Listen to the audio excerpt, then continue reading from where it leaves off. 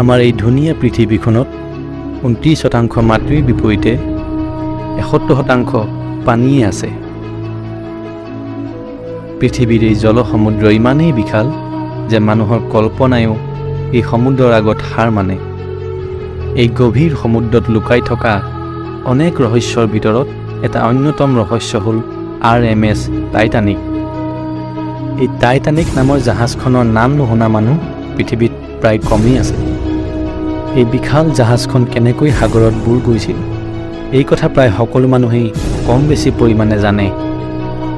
কিন্তু আজিৰ এই ভিডিঅ'টোত মই আপোনালোকক যিকেইটা কথা ক'ম সেই কথাকেইটা শুনাৰ পাছত আপুনিও ভাবিবলৈ বাধ্য হ'ব যে টাইটানিক সঁচাকৈ অভিশপ্ত আছিল।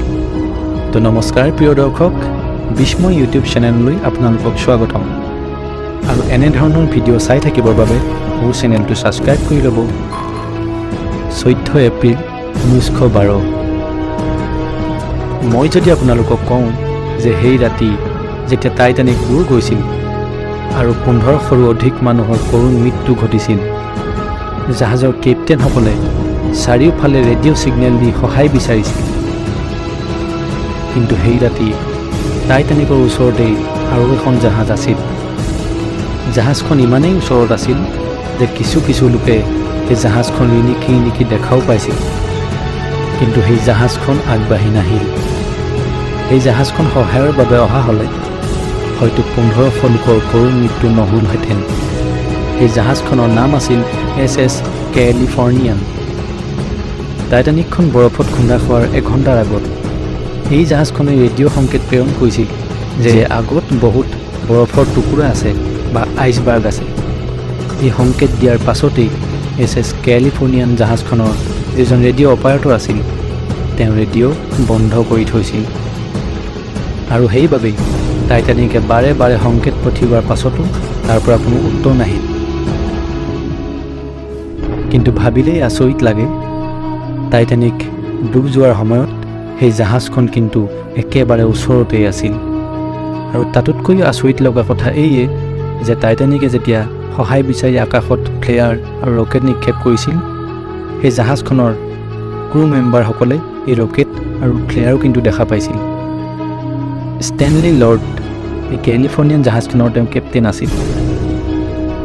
তেওঁ এই বুলি মন্তব্য দিলে যে টাইটানিকত বহুত ধনী মানুহে যাত্ৰা কৰিছে, গতিকে এইটো সহায় বিচৰা সংকেত নহয়। টাইটানিকত হয়তো তেওঁলোকে পাৰ্টি কৰিছে। টাইটানিকক অভিশপ্ত বুলি কোৱাৰ দ্বিতীয় কাৰণটো হ'ল যে জাহাজখনত পৰ্যাপ্ত পৰিমাণে লাইফ বোটৰ ব্যৱস্থা হোৱা নাছিল। কাৰণ এই জাহাজখন ইমানেই বিশাল আছিল যে এইখন জাহাজ যে কেতিয়াবা সাগৰত ডুব যাব পাৰে সেই কথা কোনেও কল্পনাই কৰা নাছিল। এতিয়া তৃতীয় কাৰণলৈ আহিছোঁ। ৰবাৰ্ট হিটচেন্স, যিজন ব্যক্তিয়ে সেই সময়ত টাইটানিকখন চলাই আছিল, যেতিয়া ওপৰৰ পৰা অফিচাৰসকলে তেওঁক নিৰ্দেশ কৰিলে যে জাহাজখন বাওঁফালে লৈ যাব লাগে, কিন্তু ভুলবশতঃ তেওঁ জাহাজখন সোঁফালে লৈ গ'ল। যেতিয়ালৈকে তেওঁ ভুলটো বুজি পালে কিন্তু তেতিয়ালৈকে বহুত দেৰি হৈ গ'ল। এই জাহাজখন বুৰ যোৱাৰ অন্য এটা কাৰণ হ'ল অভাৰ স্পীড।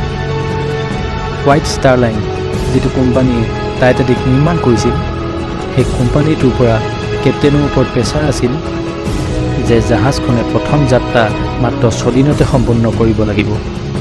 কেতিয়াও ডুব নাযাব বুলি ভাবা এই জাহাজখন মাত্ৰ 2 ঘণ্টা 40 মিনিটতে সাগৰৰ বুকুত বিলীন হৈ গ'ল। সাগৰৰ বুকুত এই জাহাজখন বিচাৰি উলিয়াবলৈ 70 বছৰৰো অধিক সময় লাগিল। আজিৰ এই ভিডিঅ'টো চাই কেনে পালে কমেণ্ট কৰি জনাবলৈ নাপাহৰিব। পুনৰ লগ পোৱাৰ প্ৰতিশ্ৰুতিৰে আজিলৈ বিদায়।